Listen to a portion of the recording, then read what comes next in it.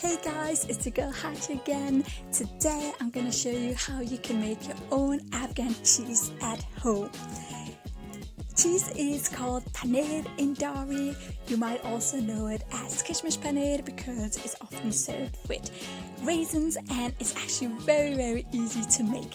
What you need to do first is make sure to heat up your stove really well before you add in the milk and whipping cream. Make sure to stir it all the time so it doesn't burn, and when it starts to foam like this, we are ready to add in our wine vinegar. This will take about 10 to 15 minutes before it gets this foamy. And what the wine vinegar does is basically separating the water from like the real milk, that milk that's actually gonna turn into paneer. And then we're gonna rinse it with cold water afterwards.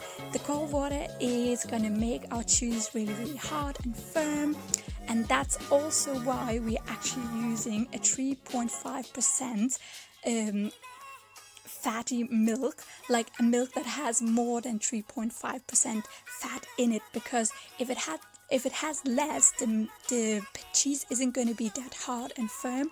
So please do remember that your milk has to have more than 3.5% fat. I just can't say this enough because I've been there, I've made that mistake, so please don't make the same. And then we are ready to just hang it up here.